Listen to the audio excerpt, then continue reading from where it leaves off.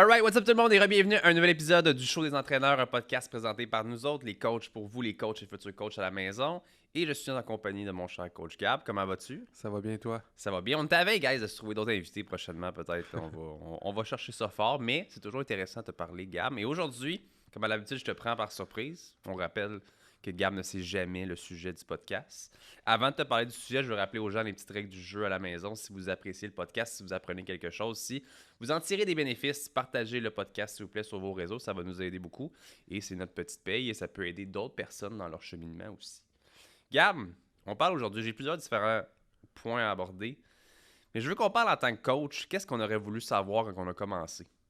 Je pense que c'est un bon sujet qu'on peut, tu sais, comme justement des gens qui vont nous écouter, ils commencent dans le milieu. Moi, j'ai vu cette semaine sur la biographie qu'on a sur le site web j'allais dire entraîneur en feu, Académie des entraîneurs maintenant, adentraîneur.com.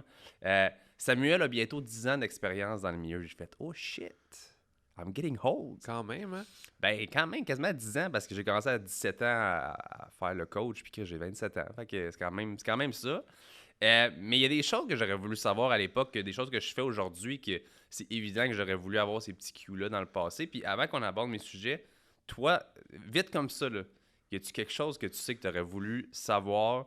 Le jeune Gabriel de 18 ans qui sort du secondaire, qui veut devenir coach, qu'est-ce que tu aurais voulu savoir pour mieux réussir en tant qu'entraîneur? Moi, c'est vente et marketing. OK. Je suis dans le sens que les connaissances, si jamais été un problème, tu sais, bien sûr, oui, j'en ai beaucoup plus, puis j'aurais pu en avoir plus là, mais j'étais censé avoir 2 formations quand je commençais à entraîner, puis j'en avais 7. Fait que, tu sais, OK. comparé aux autres entraîneurs de base, la vie, elle allait bien, mais beaucoup de difficultés à me vendre, vu que j'avais beaucoup d'objectifs moi-même envers l'argent, fait que j'en OK. mettais envers les autres. Fait que j'avais difficulté à vendre des services puis renouveler des clients parce que j'avais ces arrêts-là sur l'argent. OK. Fait que être capable autant ça, je travaillais dans le body shop, fait que, tu sais, plus me vendre, c'est même pas nécessairement les réseaux sociaux, c'était quand que je parlais aux gens, quand que je vendais des services, donc avoir plus de confiance là-dessus. Ce qui aurait juste fait, j'aurais eu beaucoup plus de clients et beaucoup plus de rétention client. 100%. Moi, je te dirais pas le mien parce que au final, les points que j'ai mis là, c'est pas mal mon histoire un peu en même temps, puis je veux qu'on en discute ensemble. Fait que c'est différents points que je pense que moi, j'aurais voulu savoir quand j'ai commencé, puis que je suis sûr que ça va te résonner de ton côté aussi, puis que je pense que plusieurs coachs, ça peut être ça du même coup aussi.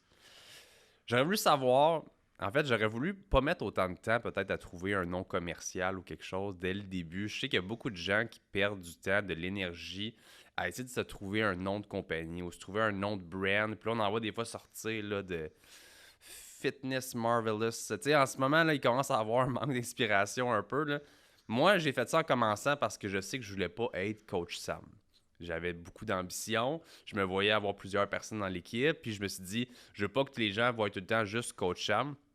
Tu sais, ça a pris combien de temps de trouver ce nom-là? Non. 6 mois. 6 mois. 6 mois à essayer des choses à partir des trucs. Puis un moment donné, on est venu avec ce nom-là. Je peux même pas te dire comment on a trouvé ça au final. Là. Toi, qu'est-ce que tu en penses de ça? Est-ce que tu considères que les débutants, ceux qui commencent dans le milieu, devraient rapidement se trouver un nom commercial, devraient se trouver un nom de compagnie, ou c'est correct de rester juste Coach Sam? Ça va être subjectif comme réponse. Je pense pas que c'est quelque chose d'important. Je pense quelque chose qui peut venir avec le temps, mais je pense que nous, au tout départ, les gens vont payer pour toi. Ouais. Fait que, tu sais, moi, c'est simple, j'ai mis le coach Gabriel. Ça peut pas être plus simple que ça pour si quelqu'un veut me retrouver. Je m'appelle Gabriel, c'est moi le coach qui s'appelle Gabriel. Fait que, mais si je voulais avoir une équipe, c'est vrai que le coach Gabriel, ça n'aurait pas fonctionné. Ouais. Sauf que selon moi, même si tu aurais travaillé 2 ans sous coach Sam, puis tu as une équipe, tu aurais changé pour projet physique. Une transition. Sûrement que les gens, comme ils auraient quand même catché que c'est toi, puis ils auraient suivi ça. Ouais. Puis ils n'auraient pas fait « Ah, c'est bizarre que finalement ils mettent un nom de compagnie. » Fait que moi, je pense pas que c'est quelque chose qu'il faut se casser la tête. À moins que c'est vraiment pas important dans ta vie, tu vas juste y penser, puis un jour tu vas tomber dessus, puis là tu vas le prendre. Fait que ça, c'est correct. Mais prendre du temps pour brainstormer un nom de compagnie, je trouve ça... Je veux pas dire niaiseux, mais je veux dire, c'est peut-être une perte de temps à ce moment-là. Ouais. Parce que peut-être que toute cette énergie-là, effort-là, tu l'aurais mis sur des clients, des formations, des affaires comme ça.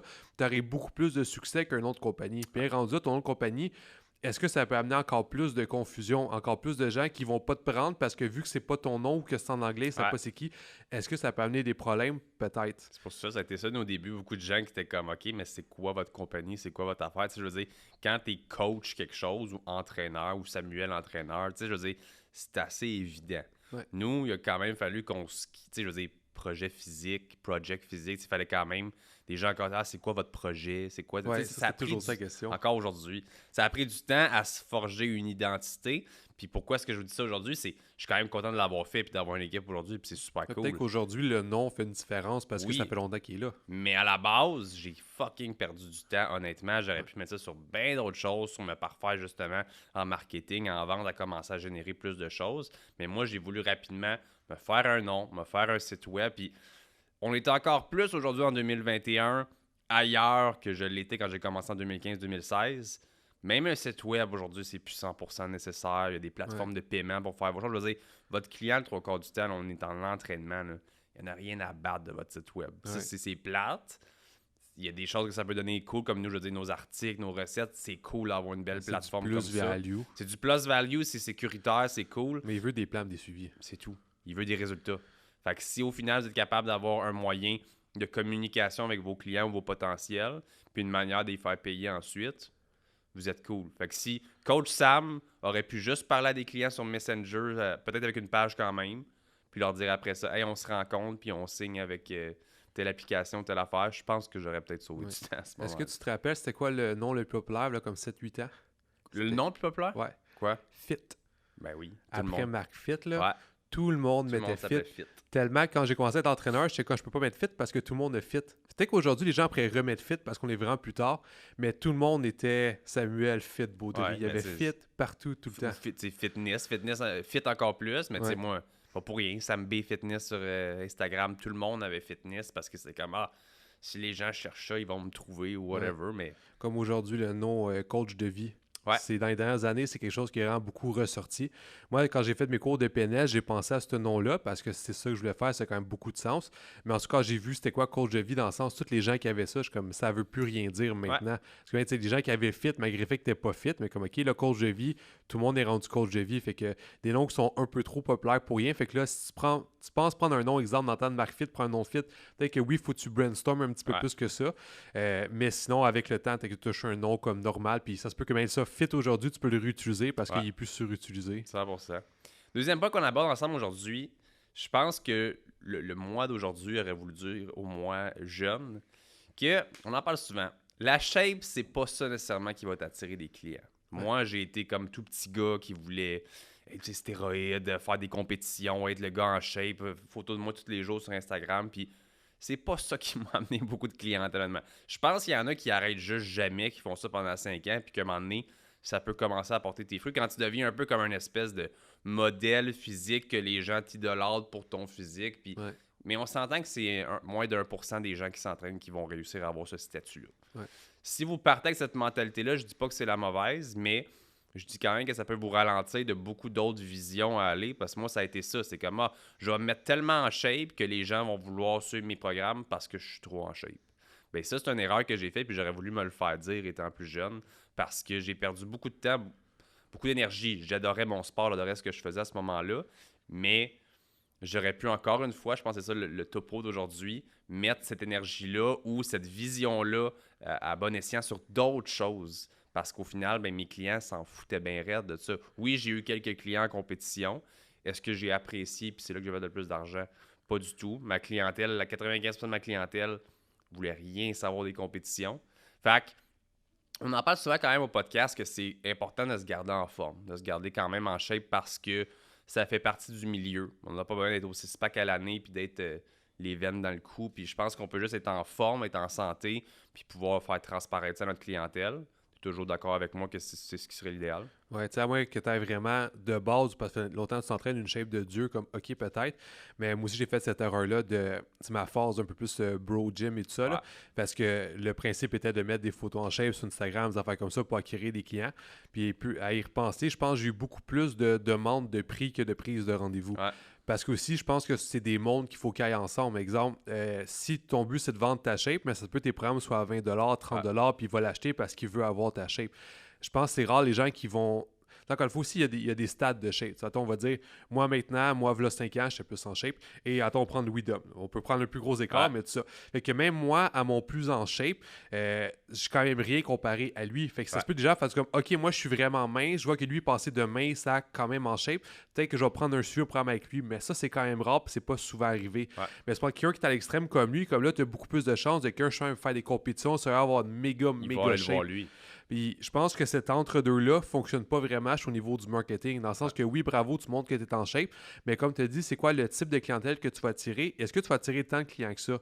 Souvent, c'est plus des gens, des wearers sur Instagram, tu es en shape, OK, c'est quoi tes prix? Mais il a demandé aussi à d'autres personnes, puis c'est plus que 30 ou 40 $, il va pas le payer. Fait que tes clients, eux, c'est quoi qu'ils veulent? C'est des gens qui veulent beaucoup plus la santé, mais ils s'en foutent, tu as des abdos. Même si tu es en chandail, si tu parles de recettes, tu parles de dodo, puis tu suppléments, tu as peut-être plus de chances d'avoir des clients. Fait que c'est plus, c'est quoi le type de clientèle, oui, que tu aimerais attirer, mais aussi que réellement tu peux attirer. Je pense que c'est une chose que c'est bon à se mettre, juste de dire que oui, si tu es en shape, tu vas être plus en shape, bravo, c'est vraiment super, comme bien sûr. Mais mise pas sur juste des photos en chest sur Instagram si tu veux bâtir une clientèle solide. À moins qu'une fois, tu as une shape de Dieu, tu as fait des FBB Pro, des affaires de même, comme là, aussi tu as un statut de plus. Tu n'es pas juste un amateur en shape qui peut entraîner des gens qui veulent devenir pro, parce que même ça fonctionne un peu moins bien. Fait comme on l'a souvent dit dans un autre podcast, c'est quoi ta niche, ta clientèle cible, et fais du contenu pour ça. Et juste, encore une fois, juste prendre des photos en chest. Est-ce que c'est vraiment ça qui va t'emmener ton gagne-pain? Si la réponse est non, une fois, tu peux le faire pareil, c'est pas nécessairement mauvais, mais est-ce que tu aurais mis autant de temps dessus à avoir 2 veines de plus et non à prendre ce temps-là pour... C'est juste, même si on met tout ça de côté, là, juste enjoy un peu plus ta vie. Là. Si une fois, 2 fois semaine, tu peux manger quelque chose de plus qui va te rendre heureux, même si c'est un peu moins d'abdos, est-ce que ça vaut la peine? Parce que oui, peut-être que tu aurais fait 40$ de plus ce mois-ci, mais est-ce que ton 40$ de plus valait ton bonheur? Là, ça, c'est autre chose à aller regarder. Ouais, mais en même temps aussi, c'est du déjà vu. On s'entend qu'encore là, en 2015, quand Mark Fit commençait, etc., je veux dire, pas qu'il y avait moins de gars en shape. Ben, en fait, oui, je pense qu'il y avait moins de gars en shape tout court. Je pense que c'était juste comme moins populaire de s'entraîner sur les autant. réseaux. Sur les réseaux aussi, les réseaux étaient moins populaires aussi. C'est lui qui a commencé un peu au Québec. Là. Fait qu'on le voyait moins, puis même dans le monde entier, je veux dire, il n'y en avait pas autant. Fait que là, aujourd'hui, c'est du déjà vu. Si tu veux essayer de compétitionner visuellement avec les milliers d'autres gars qui font ça, puis des milliers de gars, des fois, qui ont l'air de réussir parce qu'ils ont full d'abonnés, puis ça, mais qu'au final, ça veut pas dire qu'ils font nécessairement de l'argent avec ça non plus. Fait que, ou ils le font avec une autre affaire que du coaching au final. Fait que si vous êtes ici à nous écouter pour être un entraîneur qui fait des sous avec son coaching et non pas son OnlyFans ou autre chose, je pense que c'est important quand même de prioriser d'être en shape, d'être en forme, de bien montrer ça aux autres, pas juste avec des photos, aussi dans vos certifications, dans vos connaissances, dans votre parler. Puis ça va attirer votre clientèle que vous souhaitez au final. Tu sais, le walk the walk, talk the talk, là, ça peut aller à beaucoup de choses. C'est un principe d'entraîneur, c'est que tu peux chercher un milieu justement de tout ça. Fait que oui, tu es correct en shape, tu n'as pas l'air de toujours manquer de sommeil, tes repas, ils ont l'air bien. Tu penses toutes les affaires alentour qui fait plus un mode de vie santé, ce qui est vraiment qu'est-ce que la majorité des gens vont rechercher. Tu sais, 95%, tu te dis, mais c'est quand même pas mal ça. À la majorité, 95% des gens, c'est des monsieur, madame, tout le monde. C'est des gens qui veulent perdre un peu de poids, prendre un peu de masse musculaire, mais aussi en général être plus en santé, parce que la santé va faire qu'ils vont atteindre ces objectifs-là. Fait que si tu es capable de montrer que tu es un coach santé, tu es en shape parce que tu fais des affaires santé, parce que tu t'entraînes, tu manges bien, des trucs simples qu'eux sont censés faire, ils risquent de beaucoup plus te rejoindre. Mais si tu es en shape, que oui, encore une fois, ça peut être bien, mais tu as un client, je m'entraîne 2 fois par jour, 6 jours semaine, je prends des sérieux, des affaires comme ça, ça se peut que c'est cool, content pour toi parce que vis ta vie, mais moi, je sais que je vais jamais faire ça. Fait que c'est peut-être moins atteignable la façon que tu vas me coacher parce que peut-être tu vas t'attendre à ce que je fasse autant que ça. C'est pas que ta clientèle, toi-même, ça fonctionne un peu moins bien parce qu'ils vont moins rejoindre ton style de coaching. Ça se pourrait aussi. 100%. Prochain point, je pense que quand j'étais plus jeune, j'aurais voulu aussi mieux choisir mes formations que j'ai suivies. Je pense que c'est important. Je pense qu'à l'époque aussi, il y en avait moins disponibles sur le marché. Je pense que c'est pour ça que ce podcast-là existe là aujourd'hui puis que l'Académie d'entraîneurs existe aussi. C'est comme j'ai toujours dit, pourquoi, quand tu me demandais hey, pourquoi Sam voudrais-tu faire ça, ben j'aimerais ça créer quelque chose pour les jeunes qui veulent devenir entraîneurs, les jeunes et moins jeunes, vous êtes moins jeunes si vous voulez être entraîneur, mais comme pour le jeune moi qui voulait commencer, qui s'est endetté pour des formations qui au final, oui, m'ont appris des choses, mais pas tant. Tu sais, dans le temps, je veux dire, j'avais quelques connaissances pour 500$, un certificat. Je me suis mis à crédit à fond là, quand j'avais pas une scène, que je travaillais dans des restaurants, puis que je me suis endetté pour, oui, apprendre des choses, mais le 3/4 que je savais déjà ou que j'avais déjà vu en ligne ou que j'avais déjà suivi des formations privées en ligne, genre aux États-Unis ou whatever, que j'avais déjà appris des choses aussi, Mais au final, ça va quand même coûter 2000 quelques piastres pour juste avoir des bouts de papier, Ouais. pour penser que ça allait me rendre plus crédible. On en a déjà parlé. Oui, les bouts de papier te rendent plus crédible. Oui, ça va donner un petit plus. Mais je pense que j'aurais voulu, étant plus jeune, avoir plus d'options, premièrement. Je pense qu'aujourd'hui, on n'a pas la même réalité pour les gens qui nous écoutent en ce moment parce qu'il y a plus d'académies. Puis je pense justement que je veux quand même prêcher pour notre paroisse. C'est pour ça qu'on a créé l'Académie des entraîneurs, je pense. C'est pour offrir de la qualité, des formations de qualité qui vont vraiment les amener du niveau A au niveau Z, on va se le dire comme ça. Et avec ça aussi, avoir un prix qui va être convenable parce que je pense que c'était la lacune dans le passé. C'était trop cher pour pas assez. Puis ça décourageait les jeunes entraîneurs à vouloir suivre justement ce milieu-là qui, en ce moment, on le voit, c'est en effervescence depuis plus de 10 ans. Les gens adorent ça. Les gens, il y a de plus en plus d'entraîneurs, il y a de plus en plus de personnes qui veulent se mettre en forme. Fait que c'est pas un milieu qui va s'atteindre demain non plus, là. Ouais. T'en penses quoi, toi? Mais moi aussi, c'est un peu commencé comme ça. Tu sais, j'ai fait, là, pour nommer l'école, le Coach Export, qui est ce que tout le monde faisait parce que c'est qu'est-ce que les gens recommandaient de faire, parce que c'est juste qu'est-ce qu'il y avait. Puis je me rappelle, Coach Export, c'est que, attends, surtout, qu'est-ce que tu apprends? Le trois quarts, c'est dans un sens trop avancé. Dans le sens que ça s'appelle comme ça s'appelle comme ça. Mais quand c'est ta première formation, c'est pas Ouais. ça que tu dois apprendre parce que tu t'en rappelleras pas parce que c'est pas important. J'avais fait alimentation sportive 1-2, ce qui est quand même intéressant. C'était mes premières formations, en plus avec Vincent Comtois, fait que c'était Ouais. cool. Mais c'est aussi la première année que AT a été créé. Puis j'ai fait le niveau 1 qui était nutrition avancée, puis j'ai plus appris de choses utiles que les deux alimentations. Fait que j'étais comme, OK.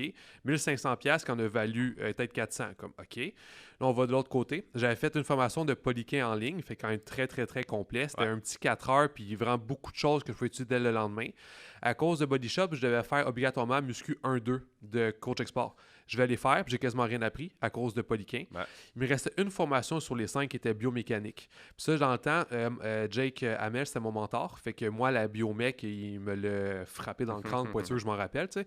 On arrive là, puis j'étais avec un de ses entraîneurs à lui. Puis on a aidé le prof à donner les cours, littéralement. On a aidé le prof parce que c'était des démonstrations d'exercices. Okay. Fait qu'on l'a aidé là-dessus. Puis je me rappelle de un client, mais un élève qui a posé une question que le prof n'avait pas la réponse, c'est moi qui ai répondu. Shit. Fait comme là, je me suis dit, bon, OK, pour 5 formations, j'ai payé comme 2000$, puis j'ai quasiment rien appris. Fait que ça me rend fait chier, on va se le dire. Et je pense que j'ai payé pour comme 10 000$ de formation avant de faire mon premier 5 000$ de clients. Ça, c'est quand même important à prendre en Il y a des considération. affaires qui ne fonctionnent pas. Là. Comme oui, j'ai fait beaucoup de formations parce que moi, dès le début, c'était ça mon plan. Ouais. Mais quand je fais une formation, j'apprends 3 affaires, ça me gosse. Parce que 3 affaires à 500$, ça coûte cher de l'affaire. Fait que justement, je m'étais dit, quel type de formation que moi je pourrais créer qui ferait que les gens le feraient maintenant, ça les ruinerait pas, mais c'est quand même un certain montant, et qu'à partir, moi c'est toujours ça, je veux que demain tu puisses tout utiliser le plus possible. Ouais. Fait que dans les formations, on parle un peu d'élévation latérale, l'affaire de même, mais c'est principalement, comment est-ce que tu entraînes ton client, comment est-ce que tu le fais faire de l'hypertrophie, comment tu lui fais perdre du poids, comment tu fais qu'il est moins raqué le lendemain, tous les petits trucs que tu puisses coacher mieux quelqu'un à partir de demain, et non que, bon là, 5 ans plus tard, je réouvre mon coach export, ok, là je suis rendu à ce niveau-là pour apprendre ça, ce qui fonctionne un peu moins bien. Ouais. Fait que c'est le principe de mon but, c'est d'avoir plus de formation possible, plus de connaissances pour être sûr de moins blesser le client, mais s'il faut que je mette des milliers de dollars pour espérer en faire un peu, ça ne fonctionne pas super bien. De là, comme tu as dit, la création de l'académie pour que les gens puissent payer moins cher, en savoir plus et pour que des écoles, encore une fois, je vois toujours comme une compétition Coach Export juste parce que c'est à eux que je me fie. Je voyais AT que pour moi, c'est un niveau qui est beaucoup plus avancé que nous. Mais le gap entre rien et avancé, il était vraiment là. Ouais. Parce qu'il y avait juste 1 à 2 écoles, mais c'est des affaires soit de base, soit que tu n'as pas vraiment besoin. Fait que moi, je pense qu'on a vraiment bien pris ce marché-là. Ouais. Permettant à des gens de pouvoir être compétents demain et non juste de devoir faire des milliers de dollars de formation, s'endetter, puis rendu là, à quel point tu es meilleur à coacher quelqu'un. Mais c'est parce que c'est tellement juste de la théorie au final que ça va justement pas t'amener à mieux entraîner ton client. Tu vas juste savoir comment fonctionnent les rotateurs, comment fonctionne l'élévation de l'épaule, comment... Tu sais, toutes des choses qui vont faire que oui, c'est cool, puis oui, ça peut être important pour quelqu'un qui veut être genre super optimal et parfait dans sa connaissance au niveau de tout. Mais quand vous voulez être entraîneur rapidement pour aider vos clients, je pense que de suivre notre formation, ce serait une super bonne idée de votre côté parce qu'il y a aussi d'autres notions à l'intérieur que c'est comment bien construire un questionnaire, comment accueillir votre client, comment, tu sais, plein de choses comme ça que c'est tellement des choses importantes qu'on ne visualise pas. Quand vous prenez les 3 niveaux de formation chez nous, on vous donne une formation marketing aussi pour apprendre comment faire des sous avec ça. C'est toutes des choses qu'on voulait offrir. Puis c'est ce qui est cool, c'est qu'on a pu se baser sur nos expériences passées pour créer quelque chose d'évolué pour aider la clientèle d'aujourd'hui, les coachs qui veulent justement se dépasser. Puis si jamais ça vous intéresse, puis vous nous écoutez en ce moment, on vous donne un 10% de rabais sur le code, le code promo, c'est SHOW10, SHOW10 au www.adentraîneur avec un S à la fin.com. Je veux dire, je sais pas à quelle date ce podcast-là va sortir, mais on a aussi 2 formations pratiques qui sortent bientôt, qu'on va racheter dans le niveau 1 en plus. Fait que c'est vraiment là tout. Fait comment accueillir les clients, faire pourcentage de gras, les suivis, l'entraîner, les mouvements, comment te placer. On parle vraiment de pour que tu puisses littéralement être un meilleur coach sur place. Vu qu'on parle beaucoup de théorie, un peu de pratique, on a acheté comme 10 fois plus de pratique avec ça pour être sûr qu'après juste un niveau 1 qui t'a coûté 500, 800 $, peu importe, tu as l'équivalent de, je pense, 4 ou 5 formations puis que tu puisses coacher du monde demain. Cool. C'est important puis ça s'en vient. Ou c'est déjà là, dépendant de quelle date. On finit avec le point aujourd'hui. Je pense que c'est un milieu justement visuel, beaucoup de réseaux sociaux, beaucoup de shape, beaucoup de muscles. Ça fait que de ce côté-là, il y a beaucoup d'ego aussi. Les femmes, des fois, c'est un peu moins pire. Les hommes, on s'entend, on va se le dire, on a des gars ici. Hein, je veux dire, des fois, on a plus d'ego. Je pense que les femmes aussi en ont. Surtout en 2021, ça commence de plus en plus. On s'est bien partagé en ce moment. Les humains, on a des gros égos. Parfait, ça. Surtout dans le milieu de l'entraînement. Oui. Je pense que c'est important quand tu es un jeune entraîneur qui commence de baisser ton ego un petit peu et d'arrêter de penser que tu es irremplaçable. Moi, c'est quelque chose, justement, que ça vient un petit peu englober les autres points que je suis tellement en shape, je suis tellement nice, je donne tellement des bons programmes. Je pensais que j'étais le meilleur. Puis t'es jamais le meilleur dans la vie. Il y a toujours un meilleur que toi. Je dis pas que c'est ça le sujet du podcast aujourd'hui, mais c'est de comprendre quand même que vous êtes tout à fait remplaçable. Il y a à tout moment, si vous ne faites pas la job, si votre ego prend le dessus, puis que ça vient toucher la qualité de votre service, de vos entraînements, que c'est pas grave si mes programmes sont en retard, sont tellement bons, que ça, ou je suis tellement en shape.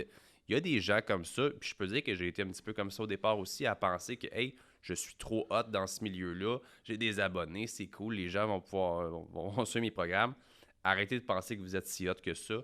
C'est le temps un petit peu dans ce milieu-là de je vais pas dire de se rabaisser, mais de se mettre à niveau un petit peu, puis de justement step up sa game, comme on a parlé dans le dernier podcast aussi, sur tous les différents points, marketing, qualité de vos entraînements, sur comment vous accueillez vos clients, les petits cadeaux par-ci par-là. C'est chouchouter votre clientèle au lieu de chouchouter votre ego à penser que les clients vont venir à moi, ça va être facile.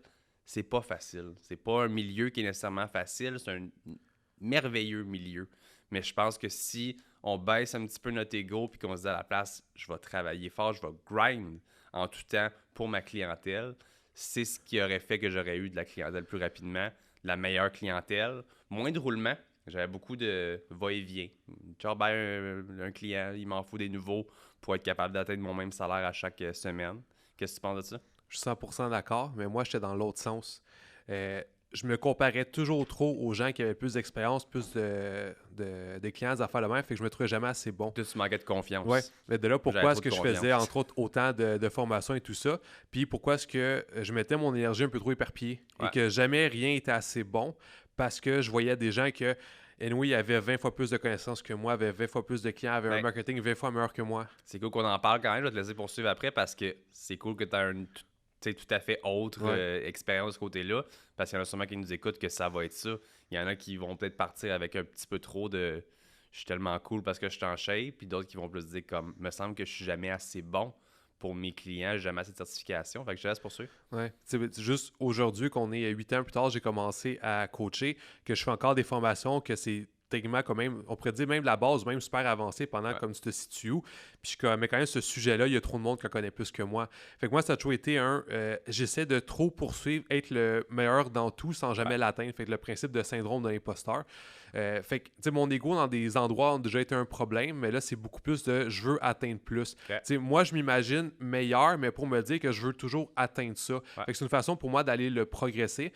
Mais moi qui étais plus jeune, je me dis comme, tu sais, calm the funk down un petit peu. Tu sais, c'est genre, baisse la tête, grind, fais tes affaires comme coach tes clients. Comme oui, il y a 10 000 entraîneurs qui sont meilleurs que toi, mais tes clients sont quand même avec toi, ils sont pas avec eux. Parce qu'ils sont pas là pour être avec le meilleur, ils sont là pour être avec toi ou juste quelqu'un tag bon ou peu importe. Ça, c'est important. T'as pas besoin d'être le meilleur dans qu'est-ce que tu fais. Il faut juste que tu sois bon et compétent en qu'est-ce que tu fais. Fait que t'as pas d'avoir le meilleur marketing, mais fais un marketing qui fait du sens ou fais affaire à quelqu'un qui fait un bon marketing. Apprends à bien coacher un client et non à dépasser le meilleur coach de client. Fait que peu importe t'es où dans ton ego, il faut que comme souvent ce point-là de dire, en fait, peu importe il y a toujours de la place à l'amélioration, peu importe je suis où, mais où est-ce que je suis, comme si j'ai des clients, si je suis en shape, ma vie elle va comme déjà bien, on va se le dire. Maintenant, comment est-ce qu'après aller mieux? C'est pas dire je suis le meilleur, ni dire je suis vraiment pourri, c'est justement dans quoi est-ce que je devrais logiquement progresser aujourd'hui, juste pour que moi-même, demain, après-demain, je sois un petit peu meilleur pour aider mes clients ou juste pour aider ma business. Et non, je suis meilleur, fait que juste à m'asseoir là-dessus, parce que ça se peut que dans un mois, tu n'aies plus de clients parce que tu t'es assis là-dessus. Ou bien je te mets à chier que j'ai discuté à renouveler mes clients, j'ai discuté à vendre des gros services parce que je me trouve, j'ai perdu le mot, parce que c'est pas incompétent, c'est d'imposteur. Je me trouve imposteur de me dire que j'y charge 100$ pour ça, quand que dans le fond, comme il y a du monde meilleur que moi qui charge moins cher. Donc, tout ce processus-là de juste te dire comme il y a tellement de coachs, mais il y a encore plus de clients qu'il y a de coachs. Fait que tout client peut aller vers toi tant que tu es toi, tu es transparent, que moindrement que tu es compétent, la personne va être avec toi, surtout ta personnalité, puis aussi pour le fait que tu vas être sympathique et tu ne vas pas les blesser. Tu n'es pas avec toi parce que tu es meilleur en chimie, parce que tu es meilleur en nutrition, parce que si tu te poses la question la plus précise possible, tu es capable d'y répondre. Oui, ça se peut que ça t'aide, mais en même temps, quel client fait ça? Il y en a une fois qui a demandé comme explique-moi toute la vitamine D, juste parce que lui, c'est un docteur, fait que pas un docteur, un dentiste, excuse-moi. Fait que là, je suis sûr que je connaisse mes affaires. Mais à part ça, les gens, tu parles de cortisol puis ils te suivent même pas. Fait qu'il faut juste que tu connaisses ta base puis que tu progresses là-dedans. Mais tant que tu restes, genre, tu vas chercher cette ligne-là d'ego de dire je suis bon, pas le meilleur, mais je suis pas à chier. Tu as juste beaucoup plus de chances d'être heureux puis avoir un parcours qui fait du sens pour toi et non juste te comparer tout le temps. Mais c'est important comment tu as dit ça parce que justement, prenez toujours en considération que vous voulez pas nécessairement être le meilleur, mais vous voulez, comme tu as dit, toujours vous dépasser ou toujours apprendre un petit peu plus, toujours être un meilleur humain tout court. Je veux dire, il faut toujours s'améliorer dans la vie, mais prenez en considération aussi que votre personnalité est unique. Peu importe vous êtes qui en ce moment, des fois c'est pour le bien, des fois c'est pour le mal. Si c'est pour le mal, travailler sur des points de ce côté-là. Mais pour vous dire qu'il y a beaucoup de clients qui vont vous choisir d'abord. Il y a des personnes qui ont presque aucune formation puis qui ont plein de clients juste parce qu'ils sont tellement attachants. Sont cool, sont motivants, fait comme je dis pas qu'encore là c'est la meilleure chose. Vous voulez pas blesser vos clients, vous voulez les aider vraiment. Apprenez les choses en considération. Ayez vos certifications pour vraiment les aider puis pas justement être un imposteur à ce moment-là.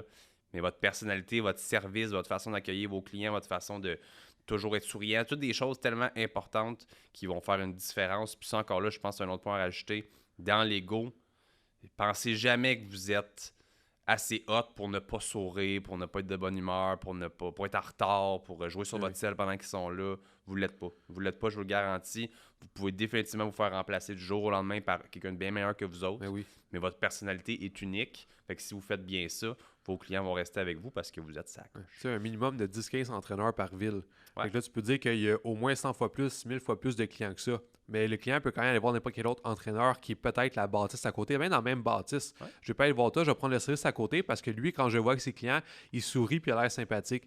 Mais toi, tu es tellement, même si on lève le mot est cool ou égo, comme tu es tellement occupé parce que comme tu fais tellement trop d'affaires que tu négliges l'affaire de base qui est le service à ton client. Fait que là, ça se peut qu'il s'en aille.